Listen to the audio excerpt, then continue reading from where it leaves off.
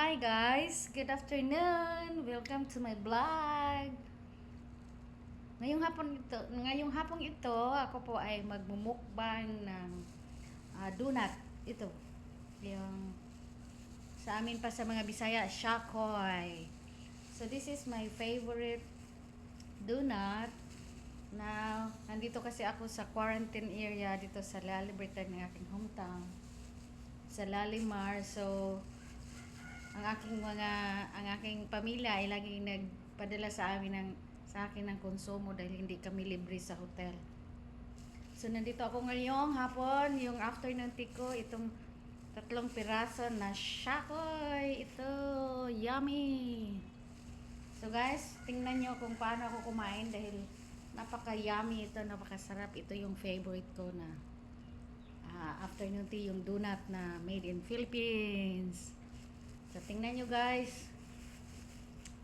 Don't forget to watch and subscribe my channel and leave your comment below. Halina, kain tayo. Ang sarap.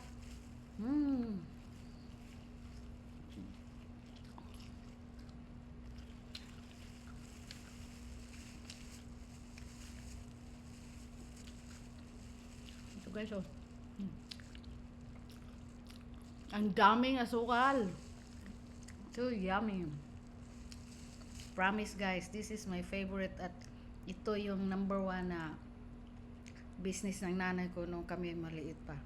So hinahanap ko dito na ako ay nakauwi na sa Pilipinas, talagang pinagawa ko yung kapatid ko ng ganito.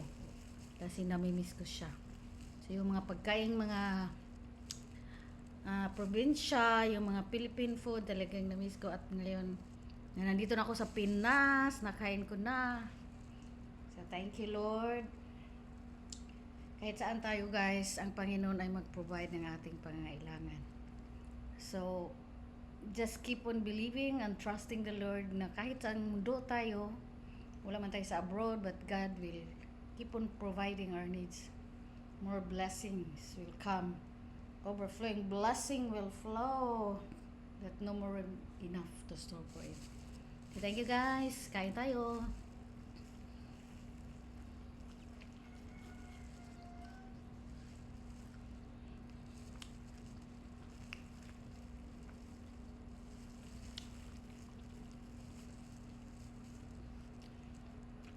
So don't forget to like, subscribe, and share my